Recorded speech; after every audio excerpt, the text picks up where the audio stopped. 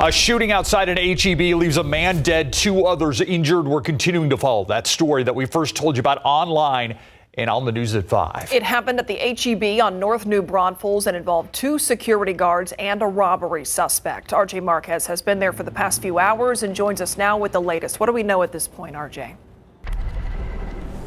Yeah, Steve and Myra, still police units out here as they continue to investigate this deadly shooting. So we're standing across the street from the HEB. This is the back corner of the HEB on North New Braunfels, and this is essentially where residents here said that this was essentially a shootout that took place between those security guards and that robbery suspect. And I want to show you a little bit of video here. San Antonio police say that the suspect had a gun inside the store and tried to run away after the attempted robbery. The security guards actually followed him outside, and the suspect ran behind a car and started shooting at the guards. The guards were struck but fired back and shot the suspect, who police said was in his 40s. He was pronounced dead at the scene. Police said that the guards are in stable condition right now.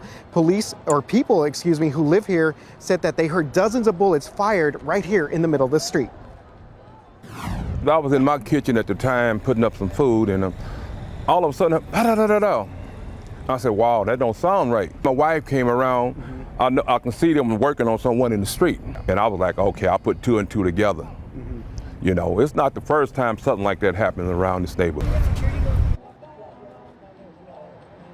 All right, yeah, definitely a scary scene for a lot of the shoppers here. HEB did close down the store. They actually said they're going to reopen this tomorrow at 8 a.m. So just keep that in mind if you had to be around this area. That will be closed until tomorrow, 8 a.m. One other thing that HEB also told us was that the security guards were not employees, but were hired from a private security firm. So one thing that police are obviously going to investigate here as we take you back outside live is that they're going to see some of the security cameras from inside the store and kind of see what led up to this whole incident out here in the back corner of this HEB. They're also probably going to look at some of these security cameras at some of these shops nearby here where that suspect actually hid behind that vehicle to determine what exactly happened here. But again, this is still an active investigation.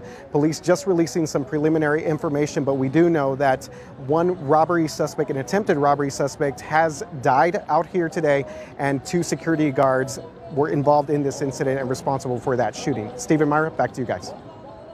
All right, RJ, thank you. Meantime, San Antonio police investigating another shooting. This one happened around 3:30 at a Via bus stop near South Zarzamora and Meredith Street. According to SAPD, 2 men were on a bus, and when they got off, the 2 got into some kind of argument. Yeah, soon after that, the suspect shot the victim at least twice. We're told the victim taken to a nearby hospital with life-threatening injuries. Police are still looking for the suspected shooter at this hour. CPS Energy has cleared the first hurdle to raising your rates for the second time in 2 years. Yeah, the city-owned electric and gas utility received approval from its trustees to increase rates by 4.25% starting in February. Garrett Berger was there for the vote. He joins us live outside of CPS Energy headquarters. Garrett, this does not mean it's a done deal, though, right? No, Steve, it doesn't. There is still one more to go. Now, CPS had raised your rates 2 years ago. Before that, they'd been the same for about 8 years. At this point, the utility, though, is looking at doing a series of increases. So this rate increase may be the latest, but it won't be the last. Now, the CPS board voted unanimously to improve the increase, which it says will raise the average customer's monthly bill by less than $4.50. The utility's plans for the additional $85 million this would bring in every year include replacing aging technology, more tree trimming, and working toward converting a coal plant over to natural gas. Now, even if the city council approves this rate increase, CPS executives have been cleared they'll likely be back in 2 years to ask for another. And though he voted for the increase, one of the CPS trustees made it clear he was unhappy with some of the utility's recent decisions. Simply put, CPS Energy has been committed to a spending spree, and it has to be bankrolled. The piper must be paid, and the cost to CPS Energy's customers, as these every 2-year rate hikes are implemented, is going to be a high one. The rate increase also includes changes to an assistance program that will now include people whose energy bills make up a big part of their income. That change expands the program to another 15,000 customers. San Antonio City Council is expected to vote on the rate increase Thursday morning. If they pass it as well, it will go into effect in February of next year. Live at CPS Energy, I'm Garrett Berger, KSAT 12 News. Thank you, Garrett. A development company is suing Toyota and the city of San Antonio over a 20-year-old agreement that the company claims is unconstitutional and improperly taking private property. Yeah, the company is claiming that 2003 deal gives Toyota the right to approve zoning changes for all property within 3 miles of its plant, even property Toyota doesn't own. As Max Massey explains, the development company says that is costing their company millions of dollars, so they have no choice but to take legal action. Enough is enough, and we believe this is unconstitutional, illegal, and we're going to do something about it. Attorney for Southside Affordable Development, LLC, David Pritchard, taking to the courthouse steps this morning, announcing the company's legal action, stating that this agreement between the city of San Antonio and Toyota, well, that means that these two entities have engaged in illegal contract zoning for the last 20 years. The lawsuit alleges that this Project Starbright agreement created the enhanced zoning area, which allows the city to zone property only to Toyota's satisfaction, and that includes property within 3 miles of the plant. Southside Affordable Development says that they own this 97-acre parcel of land. Now, the problem for them, they say it's within 3 miles of the Toyota plant. It's in that enhanced zoning area. And because of the previous agreement with the city of San Antonio, well, Southside says they cannot zone it for what they want to do. It's a world-class project that is sorely needed on the underdeveloped, historically underdeveloped South Side. Southside Affordable Development states they have a contract to sell this property to develop affordable multifamily housing. More than 700 apartments on 34 acres of the land. But here's the thing. The agreement is contingent on rezoning. That rezoning was struck down. The lawsuit alleges the company was denied rezoning only because of the agreement with Toyota. And but for that agreement with Toyota, the transaction could have proceeded. Now, this lawsuit points to 2 sections of the Texas Constitution, and it points to the Private Real Property Rights Preservation Act. Essentially an act meant to protect private property owners from improper governmental taking of land. Southside and its predecessors have owned this property since before Toyota came to town. Southside Affordable Development states that because of this agreement and the subsequent denial of the rezoning proposal, the value of this land goes from $15 million all the way down to between $3 and $4 million. Max Massey, KSAT 12 News. The city of San Antonio responding to that lawsuit today. The city attorney emailed us this statement saying in part, quote, "The city of San Antonio has not been served and the plaintiffs did not provide a courtesy copy of the suit before holding its press conference. Inflammatory rhetoric does not substitute for facts and sound legal arguments," end quote. You can read the city's full statement right now online. We also have much more on the story, including alleged emails from a current city councilman and former Toyota attorney. All that's right now on KSAT.com. Let's take a look at traffic out there right now. We're going to take you to the TransGuide camera here at I-35 and Flores. As it pans over, gives us a little bit of a better view. You can see traffic in that direction we just saw now coming towards us. It's slow going, but it's certainly moving. Not a big backup really to tell you about. I got to tell you, it's been very pleasant. I mean, it was almost picture perfect weekend. It has. As far as the weather. Yeah, it was beautiful yesterday. Yeah, the sunset, picture perfect. Oh, it was another good one. It was another 10 out of 10 in my opinion. And I'm a tough critic when it comes to those sunsets, but it was fantastic. I made sure to get a bunch of neighbors to get outside and soak it in, because there's just that finite window of time when you can really enjoy the wonderful color bouncing off the base of the clouds. And this evening, the edge of the cloud deck farther to the east and southeast of San Antonio, so not as much color in the sky locally. 47 this morning. 70 for the high temperature this afternoon. We're in that pattern, that trend where we have the cool mornings, but then comfortable afternoons. And have a jacket ready to go for this evening, at least a light jacket, because the clear sky, calm wind, and dry air will help the temperature just plummet quickly. We're going to cool quickly.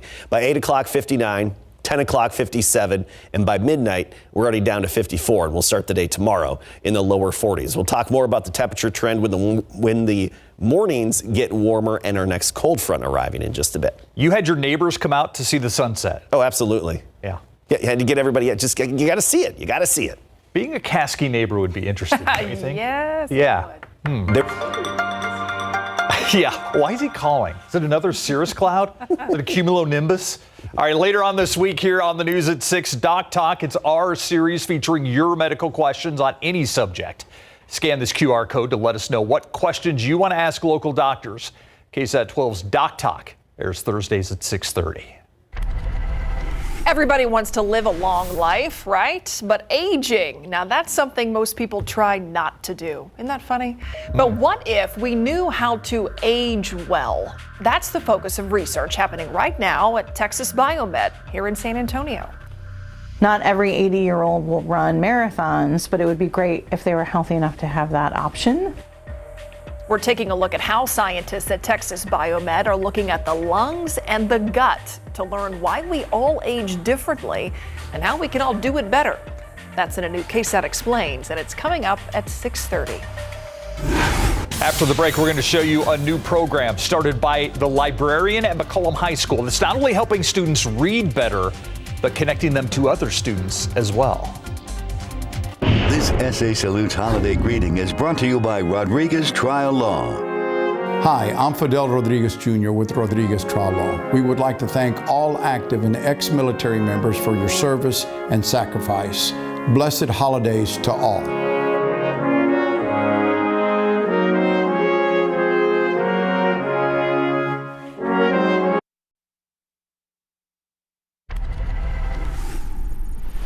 These small shelves filled with books are not just improving literacy, they are connecting students to each other and to their teachers and to some future possibilities. I like that. Cowboys Read. Courtney Friedman takes us to McCollum High School, the Cowboys, where their librarian started this innovative program.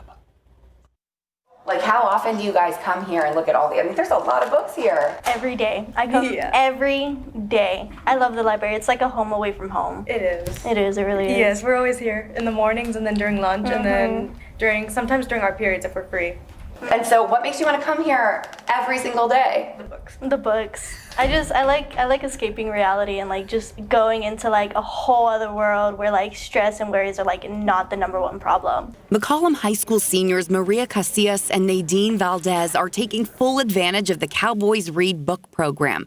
There are 5 of these bookshelves across the campus, even in the cafeteria. The books free for the taking, the sharing, and even the keeping. There's no checkout, there's no due date, there's no fines, there's nothing. You return it when you're done, or you pass it off to your friend, or you keep it for yourself. Librarian Terry Sharp started the program during the pandemic when literacy dropped and the prices of goods spiked. Would you be able to have all of those books on your bookshelf at home? No, books are really expensive nowadays. So luckily, this has really been a lifesaver. You have a lot of these at home? I do. I have like 9 cubbies filled with books. Current, new, relevant books with big print, easy on the eyes, and fast to flip through. Some of these are tough topics. They are tough topics, but kids want to see themselves depicted in what they're reading because they can make that connection easier. Get other perspectives, are able to relate to other kids, and that's how friendships start. The connection's not just to other students, but also to their teachers. We have a wall here that shows what all of our teachers are reading. And this is something new that we've started to show kids that you continue to read throughout your whole life. Just to know they're reading the same books. Yes. I've never seen that before. I really haven't either, and I'm so proud of it. As she should be. Courtney Friedman, KSAT 12 News. I've got that Dave Grohl book at home. Yeah, my husband has it too. He read it. I haven't cracked it yet. Yeah. I will. You'll get there. It's there. I hear it's good. I haven't read it myself. Yeah. Awesome. I prefer the listening. Oh, you're an audiobook guy? Oh yeah, Okay. that's how I get my reading done. You have to do more than one thing at once. I think you can't sit still to read a book. Mm-hmm. I never actually put that together. I've studied you for a while. Wow, yeah, but that is totally it. We know you. I was going for a nice ruck, with weight in the backpack today. Had my book on, had it all on. It was good. This one was not barefoot, though. I often do that, barefoot sometimes, too. It's good for you. Anyway, at least that's what I hear from one of my books. Okay, let's move on. Yep. Built to Move. Great book. Okay, anyway. Do you sit on the floor for 30 minutes a day? You should. You told me to. I tried. Cumulatively, 30 minutes. That's why you have your trainer at the gym. You go there, you sit on the floor together, right? Yeah, exactly. He says if Caskey says it, it must be true. Steve always gives me grief. Yep, just went to the gym to sit on the floor today, making fun of me. It was great. Opens your hips, it's good. Anyway, whatever, that's a topic for a different day. We have a quiet weather week this week. Can you tell? But it's going to be cool in the morning, so have the light jacket ready to go. 43 degrees tomorrow morning in San Antonio. Get into the hill country, we'll have some upper 30s, 39 in Kerrville and Fredericksburg, 37 in Junction. Meanwhile, 43 pretty much all around Bexar County. Lake Hill's down to 41, Timberwood Park 41, Seguin 41 degrees. So feeling the chill in the morning, but look at our trend tomorrow during the day. By 10 a.m. we're up to 60 degrees. So we're warming pretty quickly. Noon, 68, and then 73 for the high temperature. We hit that at 5 p.m. tomorrow afternoon. Not much of a breeze out there either, just light and variable. Nixon, Smiley, Floresville, Poth about 75, 73 in Comfort tomorrow in Castroville, 75 for the high. Notice the high temperature trend in the 70s through Friday, and then a cold front hits on Saturday. That's going to drop our high temperatures back down into the 60 degree range. Actually lower 60s for highs by Sunday and Monday. Good weather to get outside, put that weight in the backpack and get moving, in my humble opinion. Consult with your doctor before you do that. Anyway, looking at the satellite, and the clouds are down to the southeast. Think back to last night, and even the past few nights, we had the clouds, the edge of the clouds, right over San Antonio, giving us the crisp, colorful, beautiful sunsets. Now folks closer to the Gulf Coast are enjoying the beautiful sunset this evening.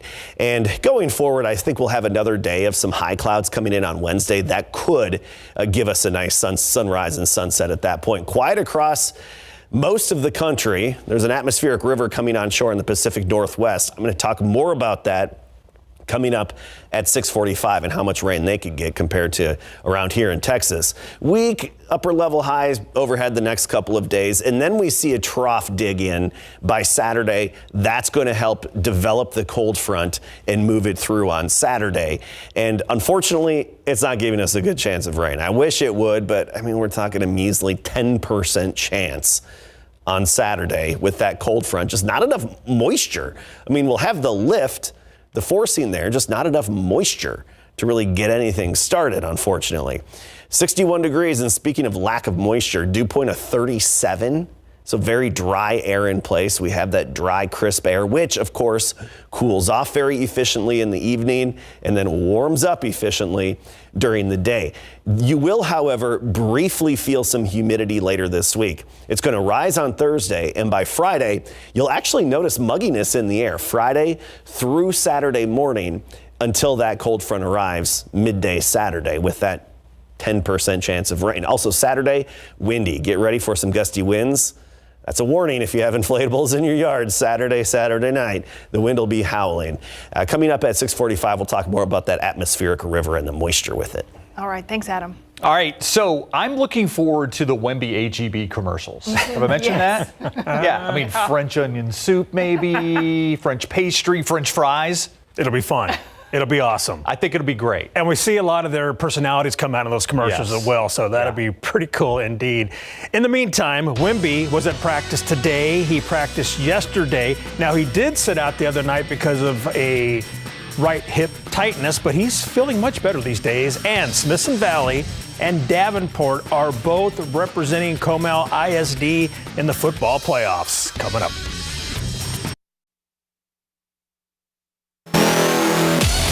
5 days in between games, the Spurs are getting in some much-needed practice time at their brand-new Performance Center. And here's rookie Victor Wembanyama working out with Coach Pop. Friday night, the Spurs lost at New Orleans 121-106, and they did so without Wembanyama, who missed the first game of his NBA career with right hip tightness. Wemby, who leads the Spurs in points, rebounds, steals, and block shots per game this season, talked with reporters after practice today, and he said he could have suited up if the stakes were higher. You know, if it's the finals, I would have played, of course. But it's, you know, it's not just resting for resting. It's resting by thinking long term for the whole season, you know. But if there was no risk, I would play every single game. But yeah. Spurs will next play at Minnesota Wednesday night at 6:30 at the Target Center. Comal ISD has two teams left in the UIL high school football playoffs. We start with the Smithson Valley Rangers, who had to come from behind in the Class 5A D1 regional final to advance to the state semis. The Rangers beat College Station A&M Consolidated 31-24 after trailing 17-0 to punch their ticket to the next round when they go head-to-head with Brownsville Veterans Memorial. It's very special. It's a big opportunity. We just got to step up to the plate because we're playing a great team, and we just got to be ready, listen to our coaches, and play them the best we can, play our game. So it's a really special thing that we got going for us, and just really excited for us and the team to get this great opportunity. Oh, we expected to be here. It was certainly among many goals, one of them. And so, I don't want to undersell it and say we're shocked to be here. We expected to have a chance to be here, and certainly we've had to take a tough road to get here. Region 3 and the 4 opponents we've had to play in the playoffs to get here has been tough. But hopefully it prepares us for the moment this Friday. And here's that matchup between Smithson Valley and Brownsville Veterans Memorial. It goes down Friday night at 7 from Buccaneer Stadium in Corpus Christi. Also representing Comal ISD, the Davenport Wolves. We stopped by their practice this morning as they prep for Tyler Chapel Hill in the Class 4A Division I state semifinals. Davenport beat Port Lavaca Calhoun 55-20 in the regional final to advance. The second-year varsity football program hopes to win it all, just like the Wolves volleyball program recently did. It's kind of exciting. I like it because everyone just starts buzzing in about how we're a 4-year school now and how we made it this far, and no one's believed it. Our volleyball won state. Now we're one game away from state, so I like it. I like getting all the buzz about it. Very special. It's great to come out here and make it this far, considering last year we made it the second round, which was special already, and we're out here in the semifinals. It's huge. It's not only huge for our players, our coaches, but our school. The school's all rallying behind us. The community's excited. We're having a big community pep rally on Wednesday, and that's what high school sports are all about. We're starting a tradition now, and last year I think we were close, but this year we're more complete team. We're more closer. We play for each other. And yes, sir. Davenport will take on Tyler Chapel Hill Friday night at 7 in Waco at McLean Stadium. The winner moves on to state. Steele is also in the state semis. We talked about them at 5, and you can find that coverage at KSAT.com. And Steele and Davenport both play in Waco. Yes. Yeah. Pretty cool. Yeah. Thanks, Larry. Thank you, Larry. Coming up next, KSAT explains the aging research that's happening right here in San Antonio. What does it have to do with the lungs and the gut? Next.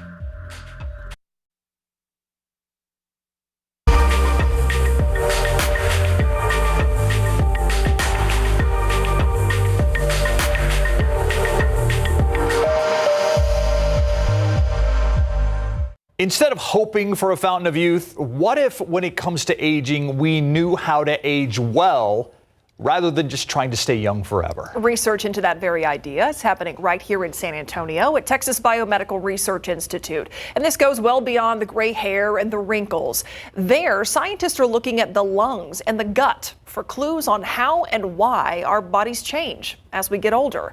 Here's KSAT Explains. No matter who you are or where you're from, we all do it. We age. But how we do that can be drastically different. Even though we're 99% identical in our DNA, the building blocks of life in our bodies, we're completely different in the way we respond to this time clock over our lifetime. Researchers at Texas Biomed want to know why, and they're looking at those building blocks of our bodies, the things we all have, to find the answers. One of those foundational biological components?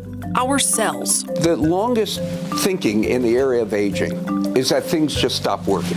It's called senescence. But researchers here are discovering there's more to it than that. And the aging process starts even sooner than you might expect. That clock actually, sorry to say, starts relatively early in life. A lot of the science is really centered around that third and fourth decade, where this clock starts ticking towards. So what does all that have to do with these guys? Marmosets are a unique non-human primate because they're small, and so they reproduce quickly and they have a shorter lifespan. Marmosets have systems similar to those in humans. In their roughly 8-year lifespan, scientists can learn a lot about how these animals age, and therefore how humans age as well. In the marmoset, scientists here are looking at the gut and what's called the microbiome, the naturally occurring bacteria and viruses that live in your gut. And so for the marmosets, we've found that their microbiome changes the same as humans change as we age. We lose that diversity, we lose the access to nutrients from the microbiome. So our questions revolve around what happens if we transfer in a younger microbiome. We're looking to see if that transfer of young will restore gut health, reduce inflammation, restore cognitive health. All things that deteriorate with age. New research has already shown that improving gut health could delay or even prevent dementia.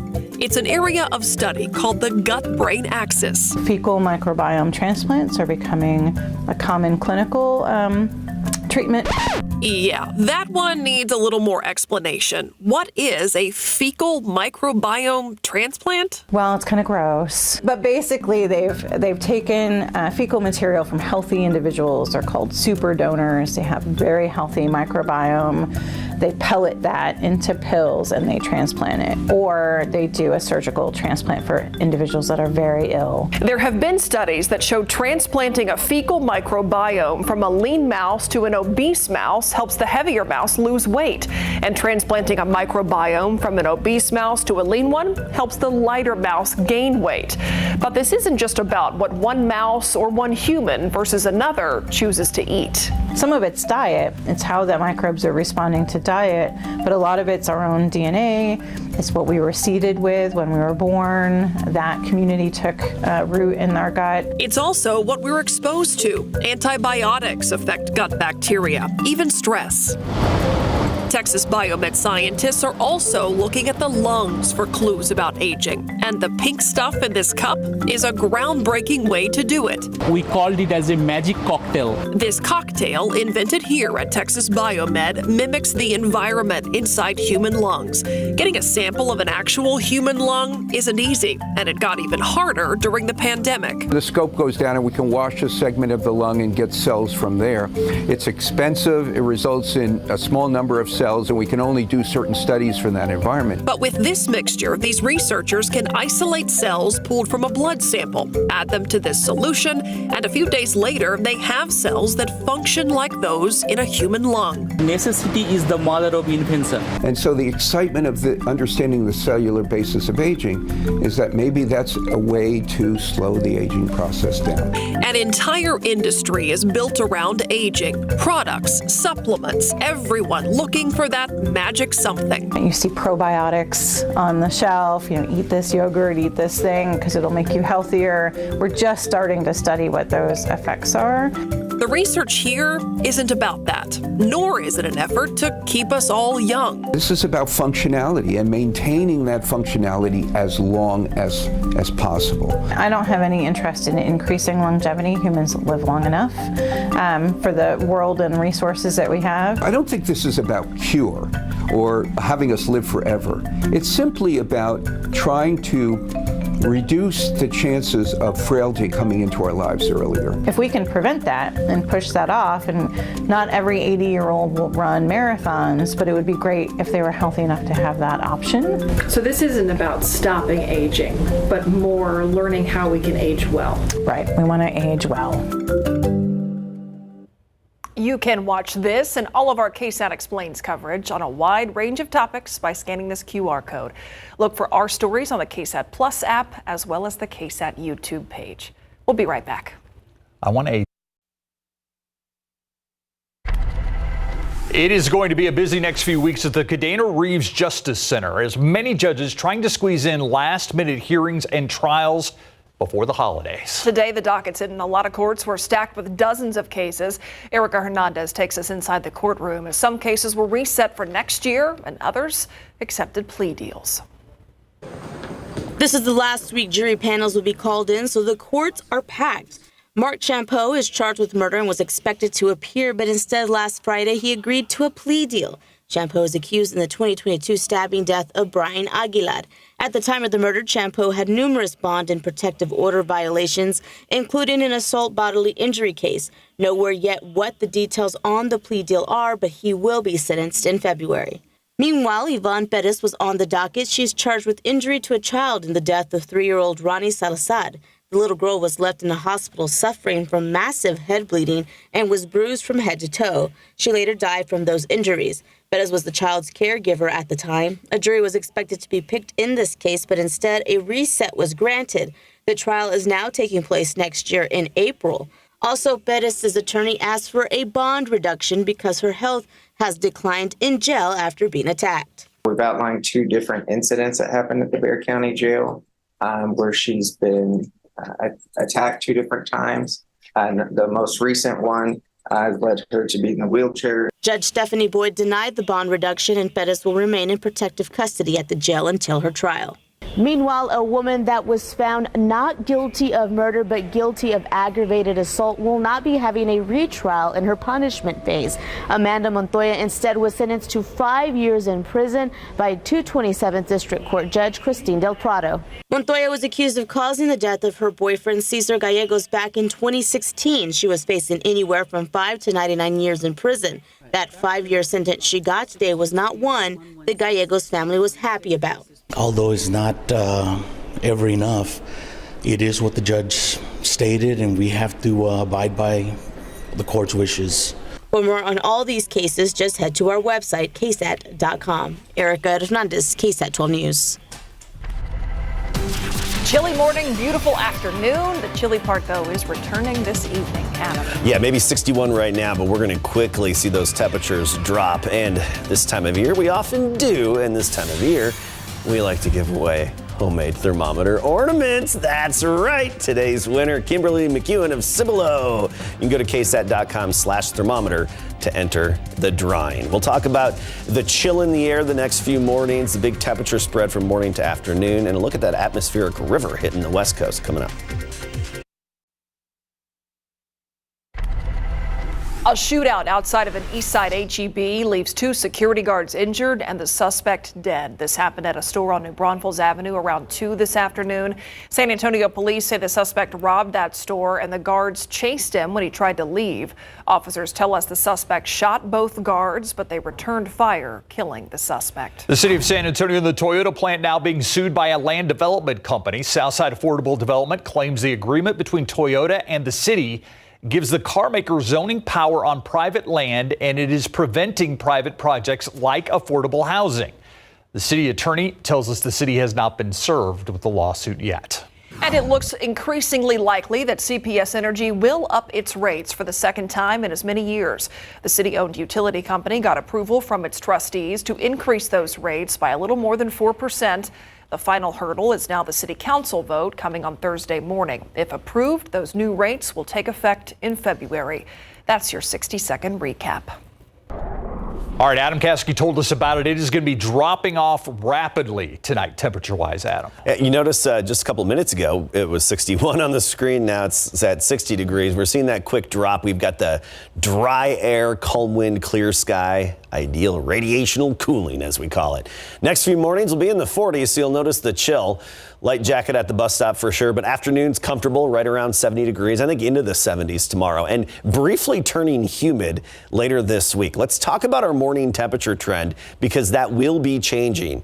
Plan for the chill the next several mornings through Thursday, and then by Friday and Saturday in the mornings, we'll actually be in the low to mid 60s. That's going to be brief, though. Notice how a cold front resets our mornings back into the chilly category by Sunday and Monday in the lower 40s, maybe even some upper 30s at that point. So just 2 days where we won't have that chill in the air in the morning, and that's Friday and Saturday. Edge of the clouds, closer to the Gulf Coast. That's where they're seeing the dazzling display like we had the past few days, Friday night and especially last night as well. Overall weather pattern off to our west. You see this big atmospheric river coming on shore. And, you know, the NOAA hurricane hunters, not necessarily the Air Force, but the NOAA hurricane hunters, they fly into these to research them. So I put the flight tracker on just in case there happened to be a flight. And it does look like they actually had a flight to do research on this atmospheric river that's coming on shore. Just a plume of deep moisture in the atmosphere, and once it gets onto land, it really helps squeeze a lot of that moisture out of the air and obviously makes some areas of rain and high elevation snow. And you look at the rainfall potential, this is going to be the spot for rain in the Pacific Northwest. Washington and Oregon, 5 to 10 inches possible there. Around here, I wish they could share a little bit of the rain and spread it around, but unfortunately, we're looking pretty dry. Just a slight chance, a 10% chance of a shower as we get into Saturday with the cold front that'll be moving through, affecting our temperatures a bit like I showed you before. Across the state, a mixture from 49 in Amarillo to 70 in Laredo, 54 in beautiful Alpine, 51 right now in Austin. We've got high pressure overhead, so the clear sky, calm winds. Another beautiful day tomorrow with that bluebird sky we like so much this time of year. Right now in Canyon Lake, 61, 64 in Castroville, but quickly dropping. Dew points down in the 30s. That's the dry air that we have in place and allows the temperature to fall off so much. So the dew point, we don't just look at it for the comfort factor, you know, muggy, pleasant, oppressive, etc., but also it is an indicator of just how low the temperature could drop at night. Under certain conditions, theoretically speaking, we could get as low as 37.